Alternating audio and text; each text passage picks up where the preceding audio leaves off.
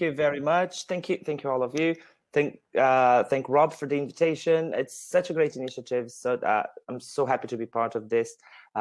Just this idea of people from all over the world getting together at the same in 24 hours of mini small talks to help somebody and to help people who are in need is fantastic. And this is actually a typical sign of the times. I mean, if we go back a few decades, this wouldn't be possible. I mean, it might have been possible for us to raise money for a cause, but probably it wouldn't be in the same format, with the same quick of ease and quick of access. And this is a symptom of the society that we're living in. And this is a little bit of what I want to talk to you and want to share with you about my impressions and my experience with reading and writing in what I call the post-truth digital world.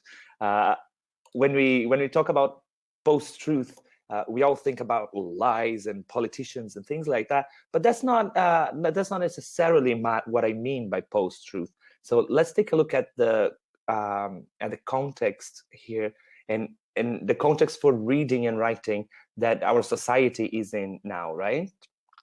Even though we do get that impression that people don't read as much as they did in the past, people don't write as much as they did in the past because they're not reading novels, or they're not reading newspapers, and they're not writing postcards and letters.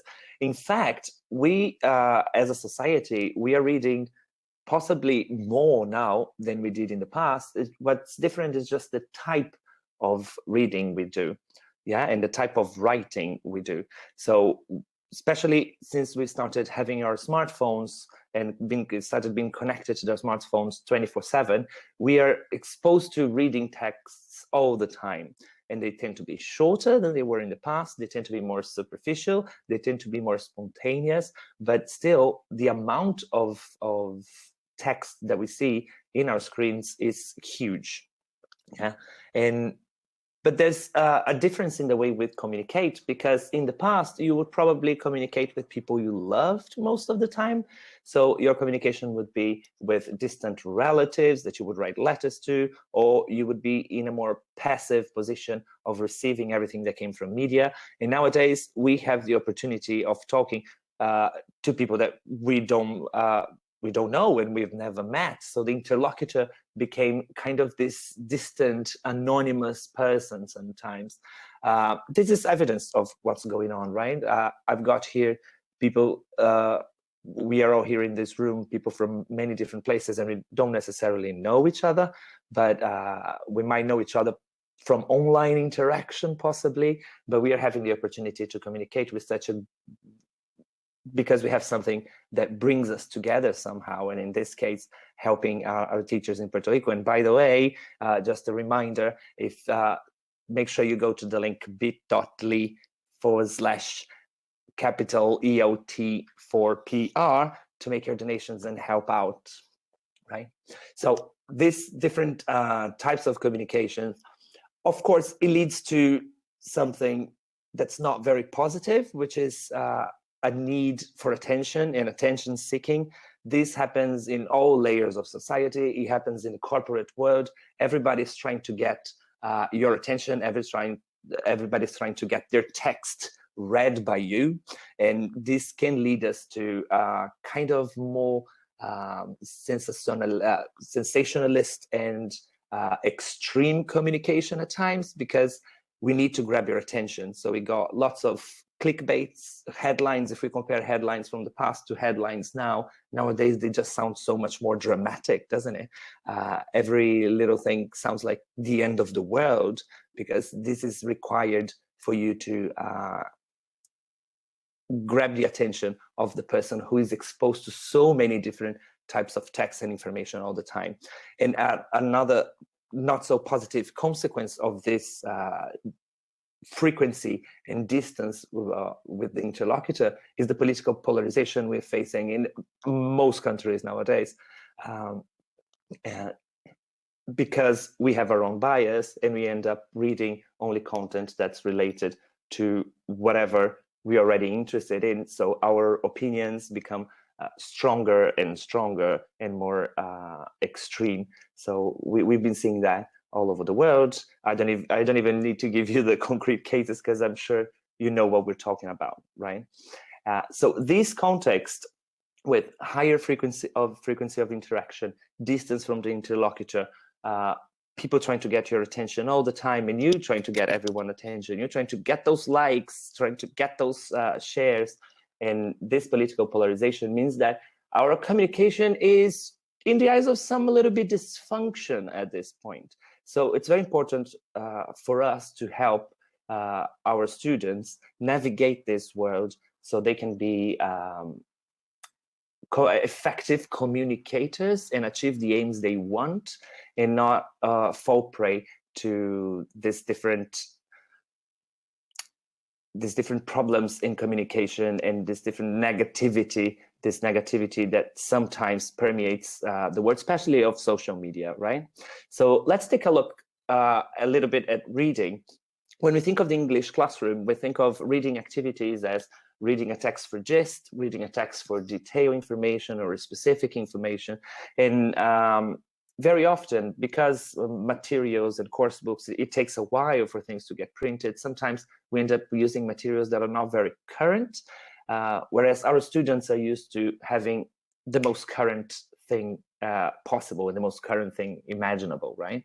So we have to take that into consideration as well, helping our students not only go for the classic text types and understand the classic text types, but also understand the new modes of the new genres of text, the new types of text that are available is very important. Nowadays, come to think about it, a lot of the reading is done, not reading of the stories of the newspapers anymore, but of the headlines. And headlines have changed quite a lot.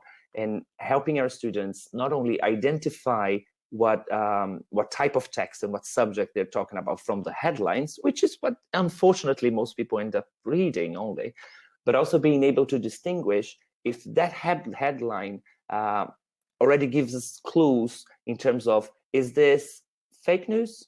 Is this a genuine piece of writing? Is this based on facts? Is this headline just trying to get me to click on it to see, and but it will not offer me actually any quality content in there?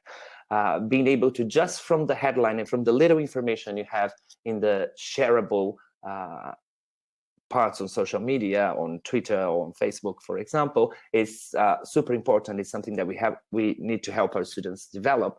Not only that, but also being able to identify whether the clickbait might lead to some malware or might lead to some virus or some problem like this. Even Jeff Bezos got hacked recently on WhatsApp, right? And we also should be able to help our students try to identify the sources of the information, and by identifying the source of information, being able to compare the text that's there and distinguish facts and opinions. It sounds very simple. Fact is completely different from an opinion. It sounds pretty obvious, but that's actually where most of the issues in communication nowadays is happening. I've seen recent research on many different countries saying that a high percentage of population, I don't have the exact numbers here now, but because it varies from country to country, but the number of people who are unable to distinguish a fact from an opinion in a piece of writing is increasing dramatically. So instead of just having true or false sentences, here's an idea. Why not help students look at a piece of text, a piece of authentic text, and look at what are the facts that are being stated here and what parts of the text are opinion. All of this is going to help our students in their fact-checking process, because of course we do have amazing institutions who do fact-checking of all the news we get exposed to, but our students have to start trying to learn it on their own and trying to be a little bit more autonomous, and the English classroom is a perfect environment for that.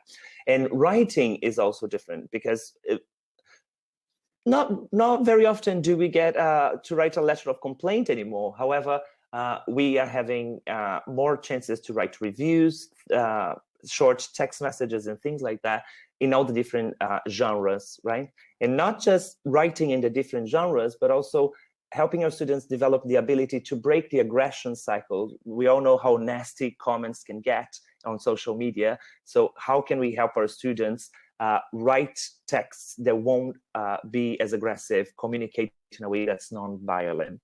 I think my time is almost up, right? So thank you very much. If you want to contact me and keep this conversation going, here are all the channels you can find me.